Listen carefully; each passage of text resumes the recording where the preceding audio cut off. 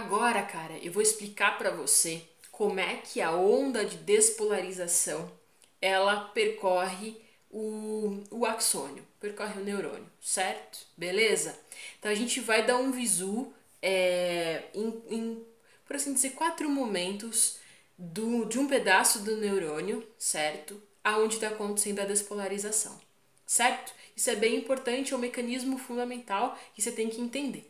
Justo? Então, vou subir algumas imagens aqui, vou fazer aparecer algumas imagens aqui, para a gente dar um visu justamente nesses momentos que eu quero detalhar com você aonde o impulso está propagando. Certo? Beleza? O que vale a pena você ter em mente, que é importante, que eu acho, né? É que a onda ela vai de pedacinho em pedacinho, tá bom? Então vamos dar. Eu vou subir as imagens aqui, sobam as imagens, subam imagens. Muito bem. Dá uma visão nessa imagem aqui, mano. Imagina, mano, que chegou um estímulo qualquer aí, num órgão de sentido qualquer seu aí, certo? Chegou esse estímulo, mano.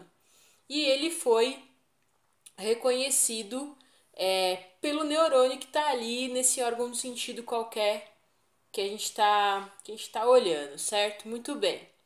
Mano, É, com a chegada do estímulo, né, cara, vai acontecer o quê? Uma despolarização daquela região ali que recebeu o estímulo e, mano, por conta disso, vai começar uma onda de potencial de ação rolando, velho, ao longo do neurônio até o final dele, que é a terminação ali do axônio, né, onde vai acontecer a liberação de substâncias químicas para dar sequência nesse impulso que foi gerado a partir do estímulo pipipipopopó, certo? Muito bem.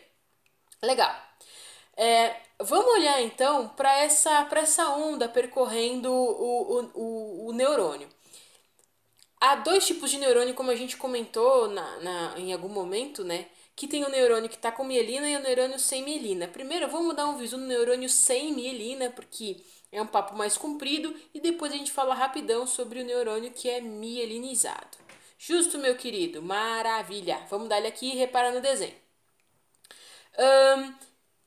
O processo, né, de despolarização, velho, ele vai acontecer ao longo de todo o neurônio, certo? Desde do pedacinho que recebeu o estímulo até o final dele. Aqui no desenhinho tá um recorte, né? Uma fotografia de um pedacinho só, mas se liga que isso vai acontecer em todo o neurônio, certo? Muito bem. Aquela despolarização, velho, foi gerando ondas de impulso nervoso que vai vindo ao longo da membrana, certo? Até chegar no axônio, certo? Muito bem. No axônio, cara, ele tá lá paradinho, a membraninha dele tá toda bonitinha, estamos com potencial de repouso, certo? Que nós já vimos que é o potencial de -70, certo? O neurônio tá lá no seu potencial de repouso no valor de -70 milivolts, certo? Muito bem. Início da despolarização, o que vai rolar, né, mano? Vai rolar uma alteração desse valor. Na real, vai acontecer uma alteração das cargas negativas e positivas dentro e fora desse neurônio, beleza? Então, as bombas de sódio e potássio estão lá trabalhando para manter, velho, os -70 ali, certo? Muito bem. Começou o estímulo, velho, se liga que vai entrar um monte de sódio pro interior ali, a gente já discutiu isso lá no gráfico e tudo mais. Vai entrar um monte de carga positiva e vai acontecer uma inversão das cargas ali na superfície da membrana, certo? Lembra que lá no potencial de repouso nós temos um valor mais negativo dentro ou menos positivo e um valor positivo lá fora. Com a onda, com a despolarização, o que vai acontecer? Vai chegar um valor de -40 e o lance é que vai ter muito mais carga positiva do lado de dentro do que do lado de fora. Você inverteu essas cargas. Chega no valor ali de -40 milivolts, né, cara? Quando isso acontece, mano, a gente viu que vai acontecer o fechamento dos canais de cálcio e tudo, mas uma coisa que é importante é que quando atinge o valor de mais 40 milivolts, numa dada região, num pedacinho, é, o, o, o segmento seguinte, cara, vai despolarizar. Então, tu entende?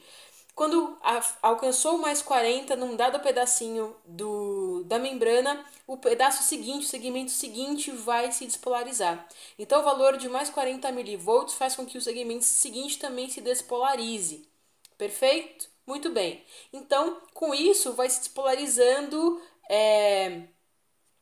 nos segmentos seguintes e no segmento imediatamente anterior àquele que chegou no mais 40, ele vai se regularizar, ele vai voltar ao seu estado normal, né? Vai acontecer a perda de cargas positivas e ele vai ficar hiperpolarizado, vai chegar no menos 90 e o período refratário, certo?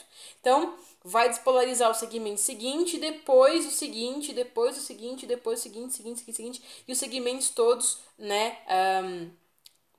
Ali na frente dos segmentos que estão alcançando esse valor ali, eles vão se despolarizando, certo? Muito bem. E com isso, né, cara, o impulso nervoso ele vai caminhando e as cargas positivas geradas vão, enfim, despolarizando e o impulso vai para frente, certo? E na medida em que ele se desloca para frente, né, mano, se repolariza, se regulariza o segmento imediatamente atrás, certo, querido? Repara que, mano, o período refratário, mano, a gente tem o lance lá da hiperpolarização, né? Então ocorre uma saída intensa ali de sódio, de potássio interior da célula, e isso permite com que o neurônio ele se volte a se tornar, né, um ambiente interno negativo.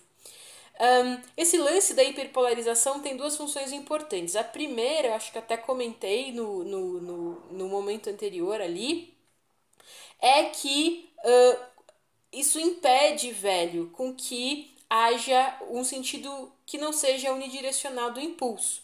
Quando a gente tem um momento que está muito negativo, hiperpolarizado, super negativo, né? O que rola, velho, é que fica mais difícil pra gente alcançar o limiar de estação, tu concorda? Porque ele tá abaixo do menos 70, tá menos 90, e daí vai ficar mais difícil para as cargas que estão entrando ali, positivas que estão entrando porventura, alterem e possa ter uma onda de despolarização. Então, com a hiperpolarização, com potencial super negativo, fica mais difícil de se alterar para se passar o limiar ali de estação. Muito bem. Outra coisa importante, velho, que vale a pena a gente falar, e acho que chovendo molhado, né, é que quando a gente hiperpolariza, quando há hiperpolarização, a gente garante que o caminho do trânsito do impulso seja unidirecional, visto que imediatamente atrás, no fragmento atrás do impulso, ele está se reorganizando, né?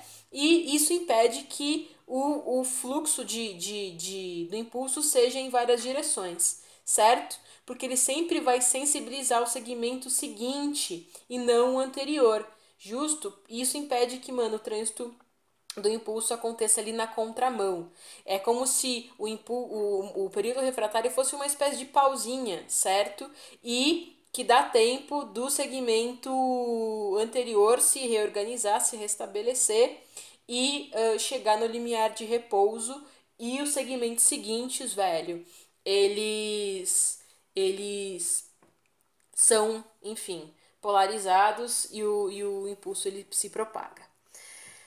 Isso é num neurônio, cara, que não tem mielina. Um neurônio mielinizado, mano, é um neurônio que vai ter a mielina, que é um lipídio, certo? E se liga que isso é bem importante.